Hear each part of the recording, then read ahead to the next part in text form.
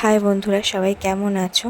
আজ থেকে আমি আমার ভ্লগ ভিডিও আরম্ভ করলাম। আজকে আমার সেকেন্ড শ্যুট ছিল সরস্বতীর লুক, আর আজকে আমার লোকেশন ছিল বনহুগলির একটা স্টুডিও। তো তার জন্য আমি বাড়ি থেকে অটো ধরে বেরিয়ে পড়লাম সোজা টিকিট কাউন্টারের উদ্দেশ্যে। এর আগেও আমার একটা শ্যুট হয়েছিল, কিন্তু তার কোনো ভ্লগ আমি বানাতে পারিনি।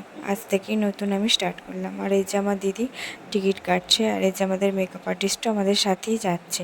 আর আমরা ট্রেনে উঠে পড়েছি এখন। ট্রেনে প্রচণ্ড ভিড় থাকায় কোনো ক্লিপ নিতে পারিনি। ট্রেন থেকে নেমে অটো ধরেই আমরা স্টুডিওর উদ্দেশ্যে রওনা দিলাম। আর এই অটোতে বসেই আমি ভিডিও করছি এখন। তো এবার আমাদের স্টুডিও এসে গেছি। স্টুডিওটার নাম আমি ঠিক জানি না, কারণ আমি এই স্টুডিওতে নতুন আসছি। আর আমাদের মেকআপ আর্টিস্ট স্টুডিওর তালা খুলে ভেতরে চলে গেল। এবার আমারও ভেতরে যাওয়ার পালা। তোমাদেরকে দেখাচ্ছি ভেতরটা বেশ সুন্দর ছিল, সমস্ত কিছুই ছিল। এই যে দেখো সবাই, ভেতরটা বেশ সুন্দরই ছিল। আর এটা হচ্ছে আমার শ্যুটের ঘর, আমার যে ঘরটায় শ্যুট হবে সেটা। আর এখানেই আমার সাজাবে। এই ঘরটাও বেশ সুন্দর ছিল, খুবই সুন্দর ছিল। এবার আমার ফ্রেশ হবার পালা, কারণ অনেক সকালে বাড়ি থেকে বেরিয়েছি, আর বাইরে প্রচণ্ড রোদ আর গরম। আর এখানে মেকআপ আর্টিস্টও একটু রেস্ট নিচ্ছিল এসে, কারণ সবারই তো কষ্ট হচ্ছিল, কারণ বাইরে ভীষণ রোদ। এই যে বাইরে থেকে তোমাদেরকে আরেকবার আমি ঘরটা দেখাই, বেশ ভালো। আর আজকে আমার যেহেতু সরস্বতীর লুক হবে, সেহেতু হাঁস পদ্মফুল সবটাই লাগবে, আর এগুলো সবটাই এখানে ছিল। আর এগুলো যদিও এখন আমার লাগবে না, কারণ এগুলো ব্রাইডাল শ্যুটের। যাই হোক, এবার ফ্রেশ হয়ে ঘরে চলে এলাম, একটু রেস্ট নিচ্ছিলাম, কারণ একটু পরেই আমাকে সাজাতে বসাবে। একটু খেয়ে দিয়ে রেস্ট নিচ্ছিলাম। আমাদের দাদাও ফ্রেশ হয়ে একটু রেস্ট নিচ্ছিল, কারণ দাদাও ভীষণ ক্লান্ত ছিল।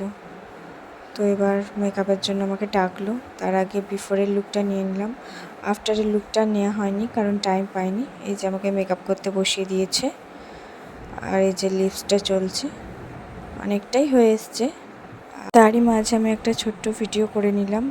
এখানে দাদা মুটুকটা পরিয়ে আমায় দেখছে। মুটুকটা ভীষণ ভারী ছিল। যেখানে হেয়ারটা ক্রিম্পিং করার জন্য সেট করছে, তার মধ্যে শাড়িটাও পরিয়ে নিল দাদা। আর এখানে মুটুকটা এবার সেট করছে। ভীষণ ভারী ছিল মুটুকটা, ওয়েটটা আমি রাখতে পারছিলাম না, এতটাই ভারী ছিল। প্রচণ্ড কষ্ট হচ্ছিল, কিন্তু কষ্ট হলেও তো কিছু করার নেই, শ্যুট করতেই হবে। ভীষণ ভারী ছিল মুটুকটা, খুব ওয়েট ছিল।